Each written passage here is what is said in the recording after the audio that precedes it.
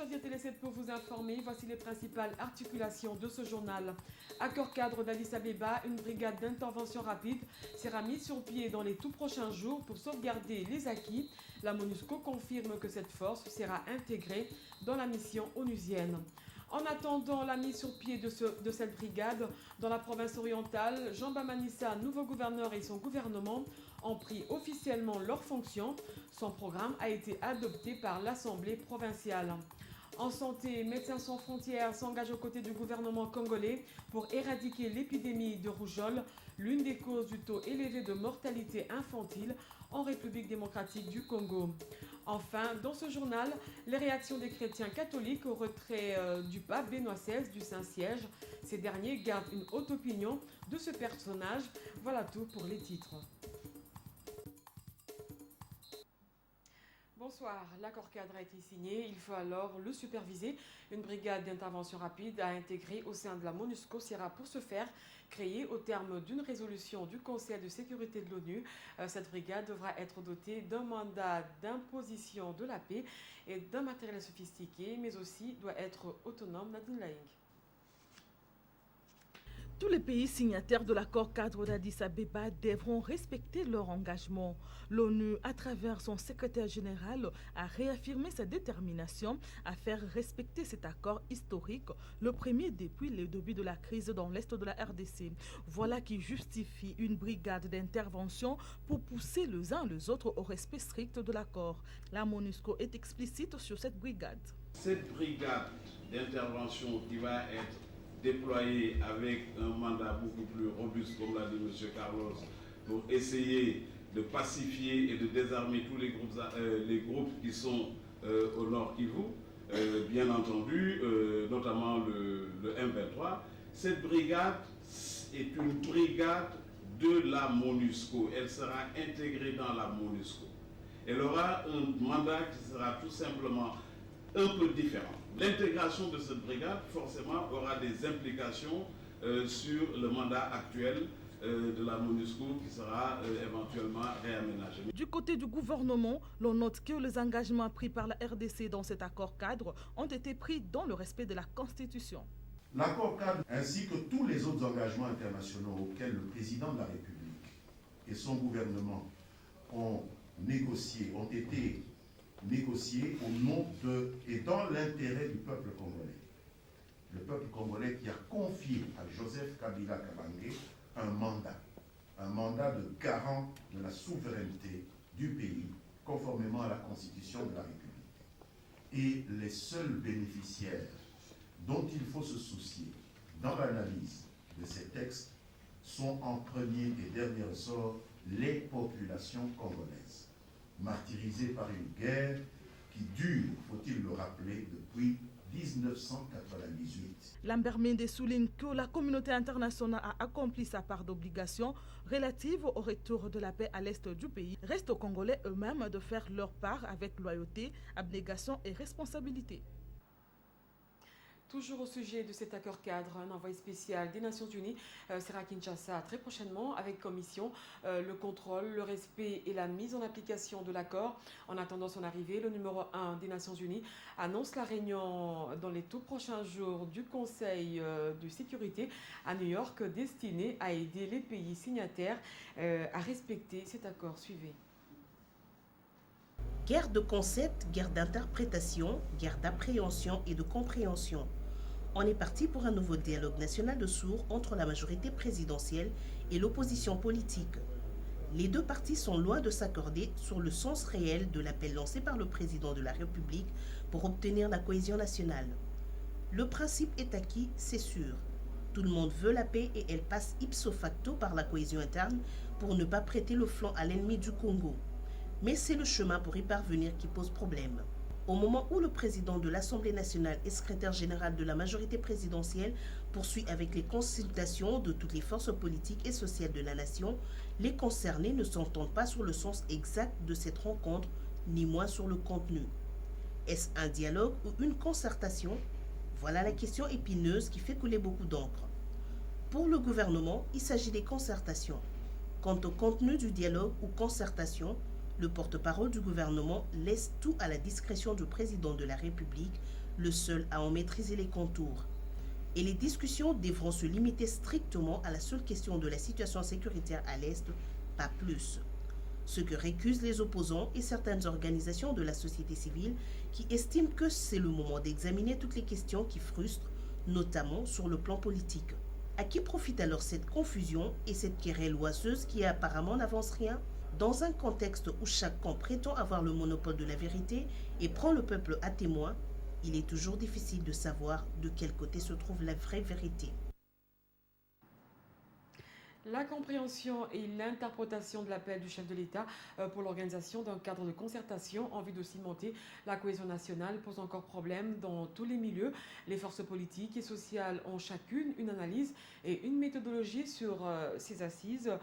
Même le concept dialogue, concertation pour le format à la base d'une polémique à travers ce commentaire de la rédaction rendu par Bijumboui. Votre rédaction invite les uns et les autres à mettre de l'eau dans leur vin.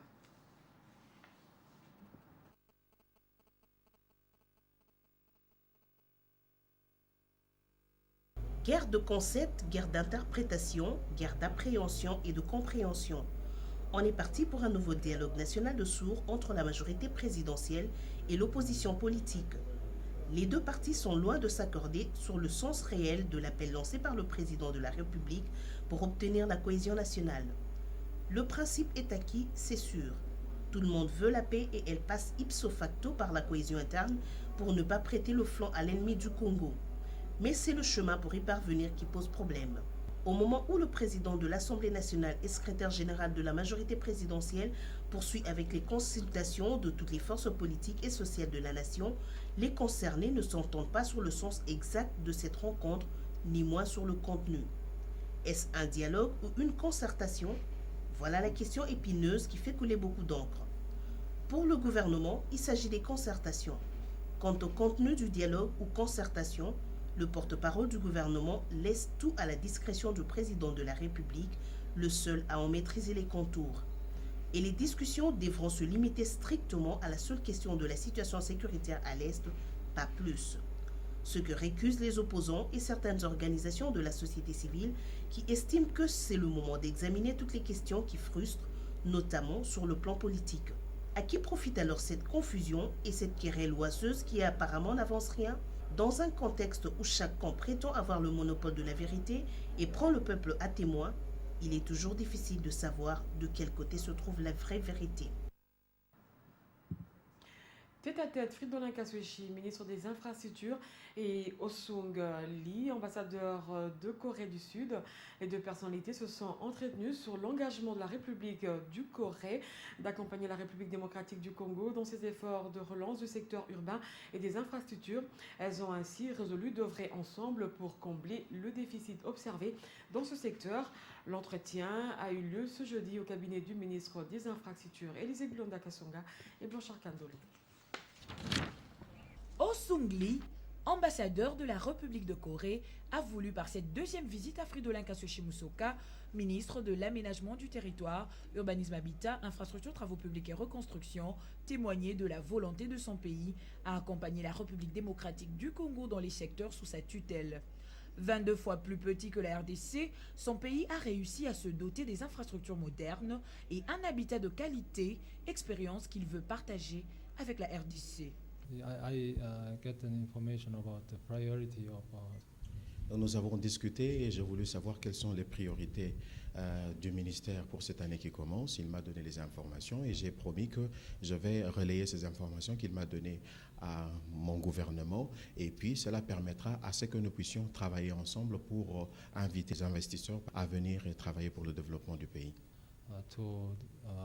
My home country. Le ministre de l'Aménagement du Territoire, Urbanisme Habitat, Infrastructures, Travaux Publics et Reconstruction a une idée sur la qualité des infrastructures en République de Corée. Il y a effectué une visite en mars 2010 avec le chef de l'État, Joseph Kabila Kabange, ce qui peut inspirer notre pays à affronter les défis de manière efficace et responsable. Sur 58 000 km de routes dites d'intérêt général dont la République démocratique du Congo dispose, 5% seulement sont revêtus. La densité est faible. Le gouvernement s'emploie tant bien que mal à s'y prendre grâce à l'appui des partenaires bi- et multilatéraux.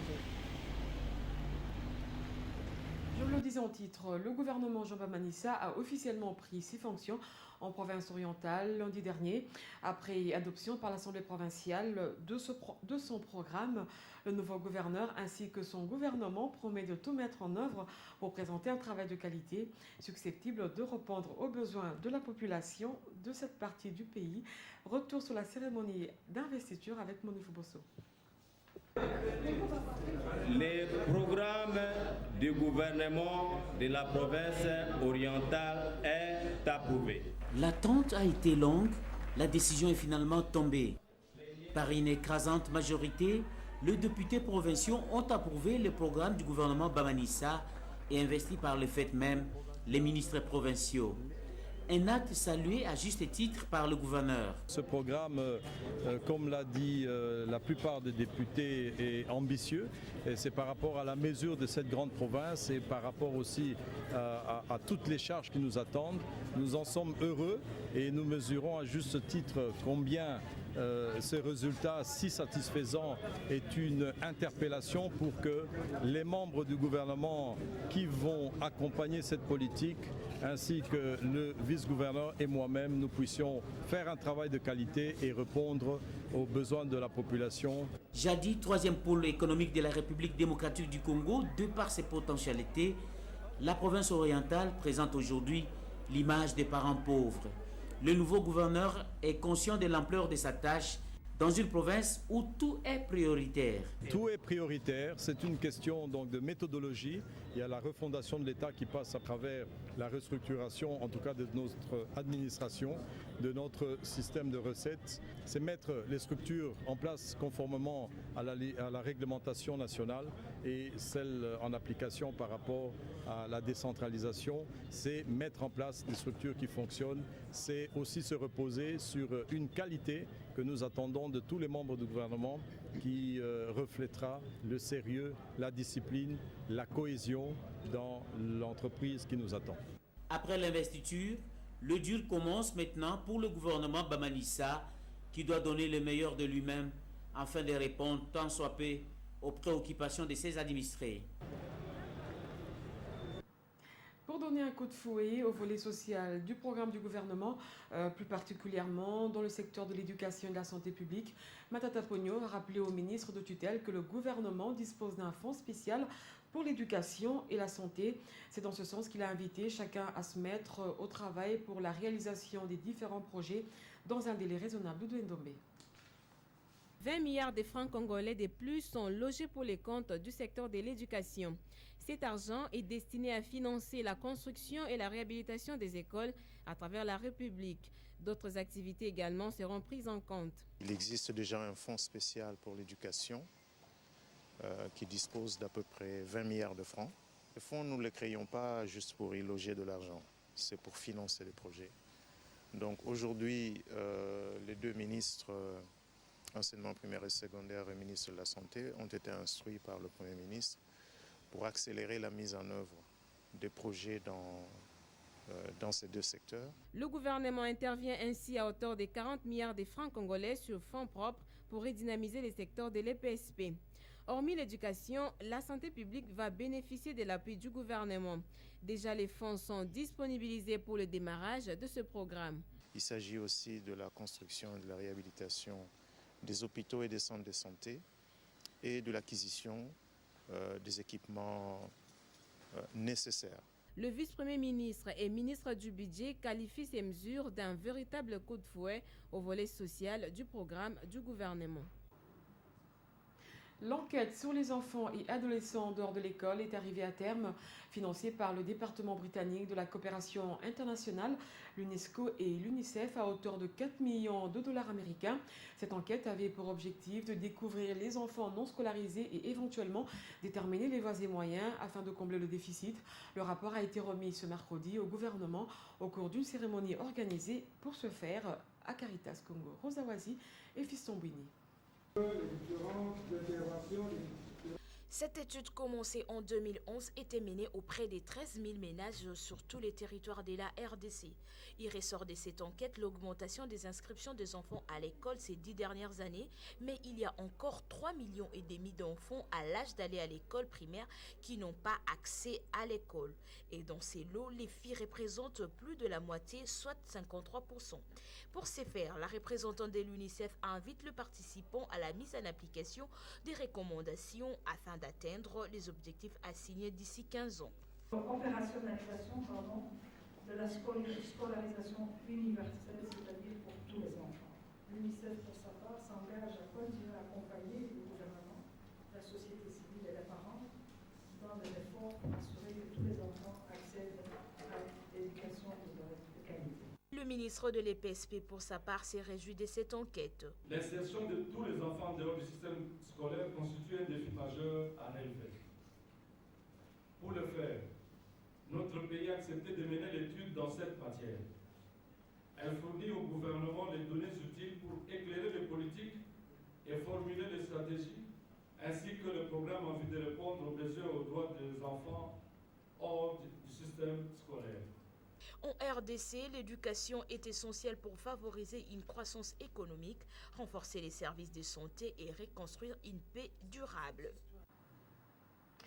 Dans un autre chapitre, celui de la santé, sachez que la rougeole, cette maladie épidémique, demeure l'une des causes à combattre de la mortalité infantile en République démocratique du Congo.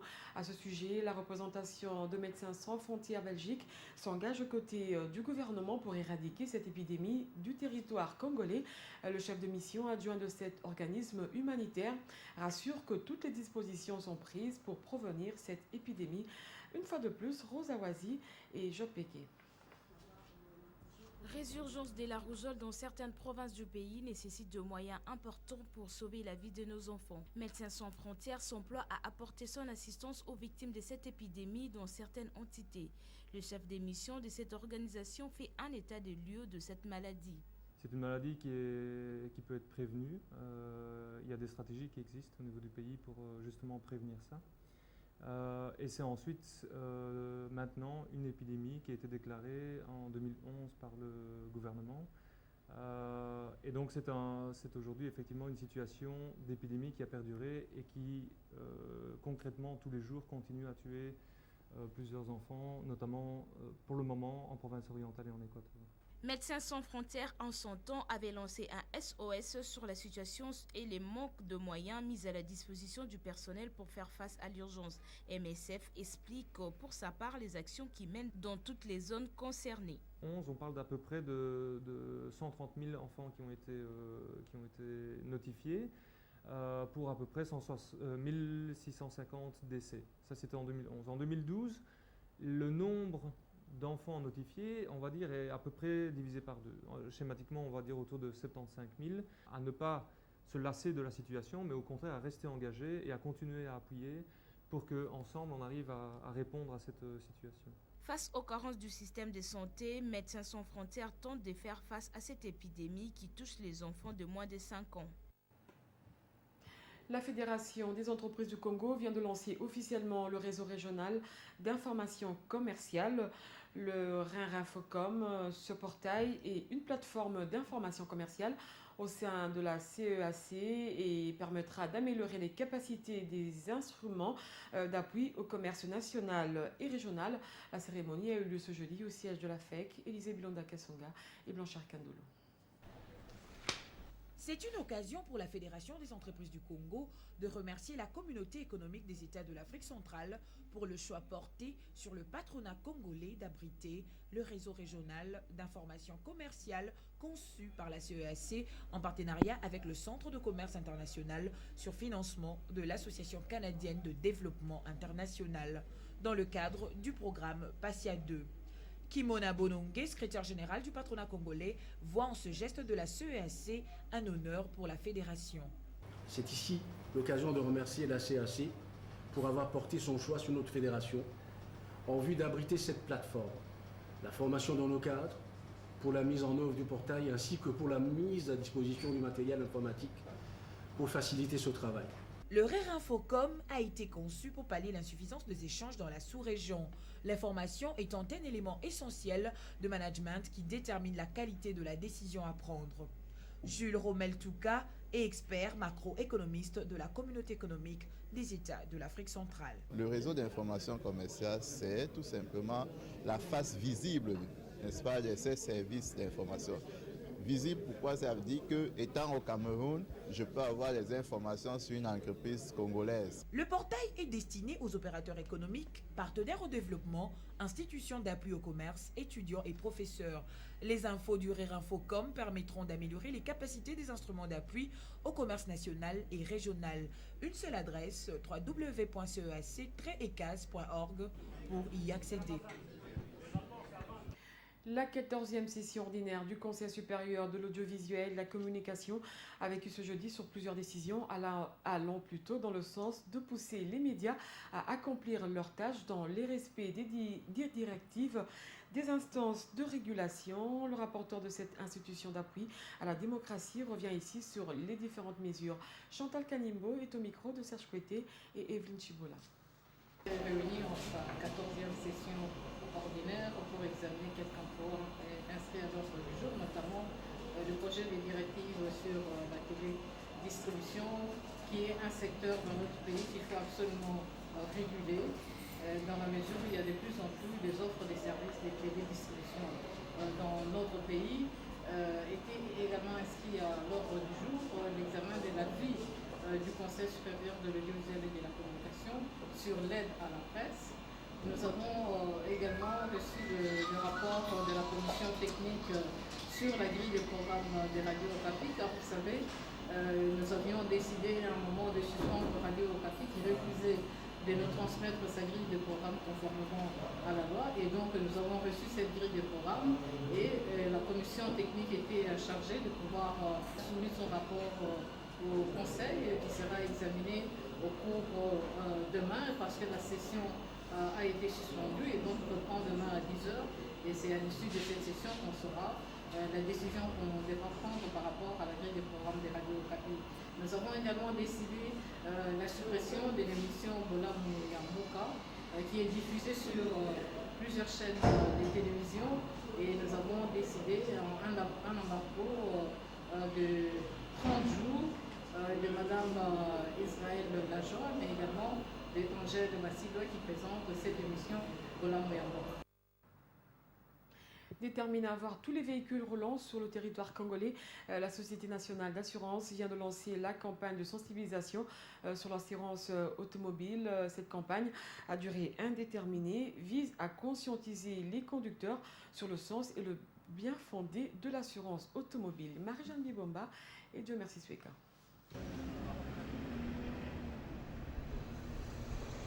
Cette caravane motorisée est la stratégie de communication que la SONAS a estimée efficace pour toucher toutes les couches sociales sur le bien fondé de la souscription à une police d'assurance automobile.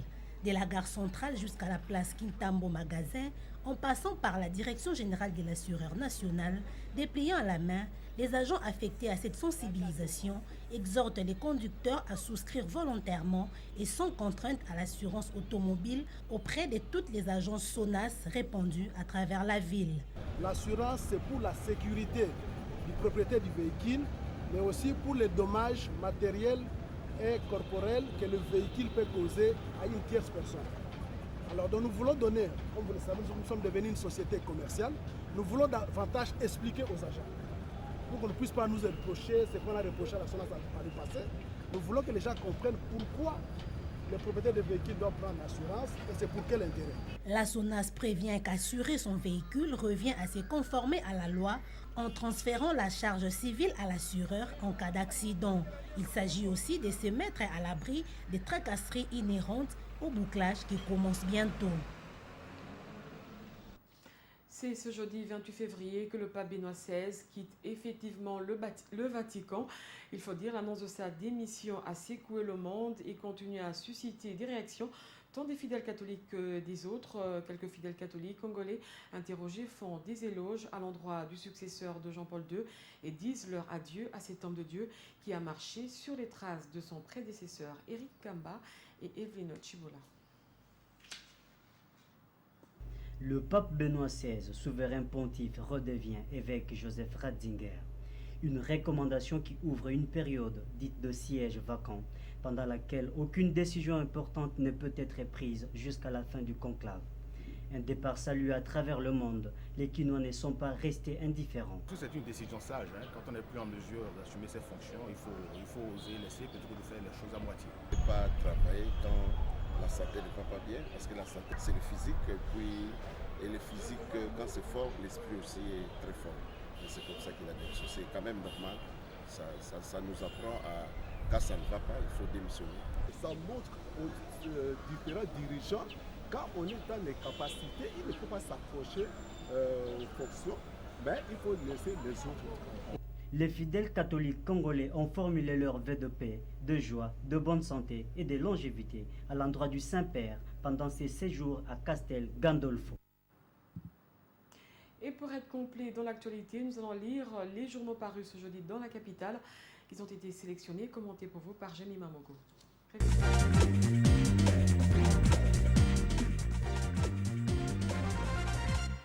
Accord cadre, un sujet qui continue à faire couler beaucoup d'encre et de salive. Le journal Le Potentiel s'interroge pour savoir ce qui s'est passé réellement le 24 février à Addis Abeba. Comment est-on arrivé là? Qu'en est-il des intérêts de la République démocratique du Congo? C'est à ces questions que le gouvernement congolais a répondu au cours d'une conférence de presse animée conjointement par Lambert Mende et Raymond Tshibanda respectivement, porte-parole du gouvernement et ministre des Affaires étrangères. Les deux personnalités ont tenu à recadrer le débat en soulignant qu'à Addis Abeba, tout a été fait dans l'intérêt de la RDC et du peuple congolais, puisque cette signature de paix et de stabilité en RDC a suscité des commentaires en sens divers dans l'opinion nationale. Il était donc du devoir du gouvernement de recentrer le débat en vue de donner toute la lumière sur cet accord cadre. Pour Vital Kamerhe, Kabila doit être conséquent avec lui-même selon la référence plus. En vue de favoriser la tenue d'un dialogue national inclusif, seul cadre à même de cimenter la réconciliation et la cohésion nationale. Entre-temps, un envoyé spécial est attendu pour soutenir la mise en œuvre de l'accord cadre, titre l'Observateur. Le journal rapporte que le secrétaire général des Nations Unies, Ban Ki-moon, procédera dans les tout prochains jours à la nomination d'un envoyé spécial devant appuyer la mise en œuvre de l'accord cadre sans toutefois donner plus de précision. Carlos Arrojo, porte-parole aide intérim de la MONUSCO, a affirmé que cette nomination interviendra la semaine prochaine à l'issue de la réunion spéciale du Conseil de sécurité sur la RDC. Pour le quotidien Le Palmarès, le gouvernement rejette tout partage du pouvoir. Selon le confrère, depuis que Joseph Kabila a lancé l'idée de la tenue d'un dialogue national et particulièrement depuis le début des consultations, les politiciens de tous bords se prolèchent les lèvres à l'idée du partage équitable et équilibré du pouvoir. Aux confrères de renchérir qu'en RDC, ce partage a toujours été aubaine pour les politiciens car ils le perçoivent comme un raccourci pour accéder à des postes de responsabilité, se faire de l'argent et tordre le cou à la misère rampante. Le confrère affirme que les points ont été mis sur les i.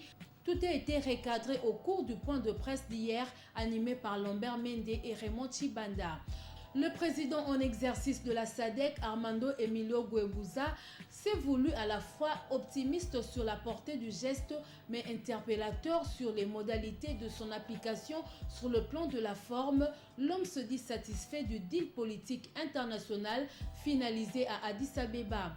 L'homme d'État zimbabwéen a promis de donner le meilleur de lui-même, mais au plan du fond, Armando Emilio s'est empressé de renvoyer la balle aux Congolais tout en attirant l'attention de ceux-ci sur le fait qu'ils devraient sérieusement mouiller leur maillot pour obtenir des résultats attendus par tous. Et pour finir, le potentiel revient sur la démission du pape Benoît XVI. C'est ce jeudi que le souverain pontife a renoncé officiellement au siège de Rome.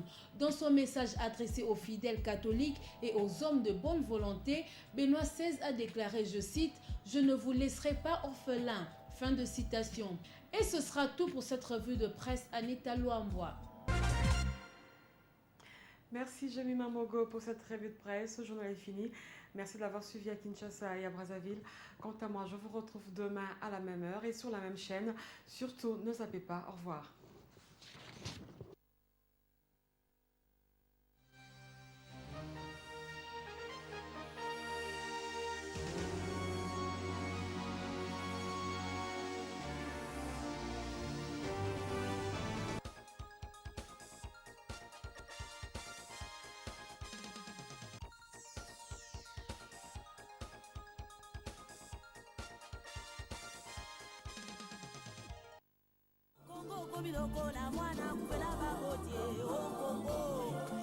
Les complots étaient déjà faits.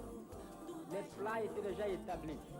C'est d'imposer un gouvernement contre la volonté du peuple.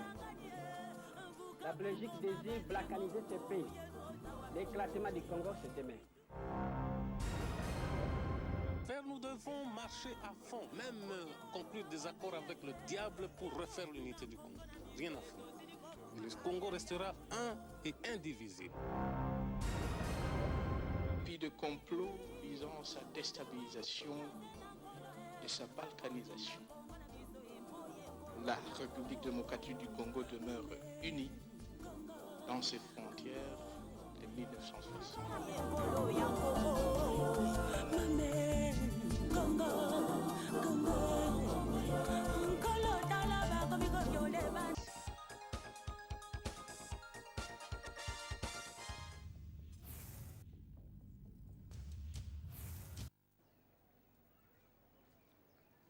Les gars, viens me voir, viens. Combien de portables j'ai? Hicham a 4 portables. Ça, Super SIM avantage. Et ça, Superman, Super Bonanza, Super SIM. Le troisième te donne des bonus inimaginables. Mais Hicham ne sait ni quand, ni combien. Celui-là, il me sert à rien, mais je l'aime bien. Il me dit bonjour. Les filles, vous savez quoi? Je pense que c'est facturé à la seconde. C'est la minute. C'est le prix à la seconde. Non, maman. C'est les payants qui à la seconde. Par minute. À la seconde. Combien je paie la minute? Ça, je ne sais pas. Sur quel tarif? Je ne sais pas. Quand ça a commencé, je ne sais pas. Quand ça va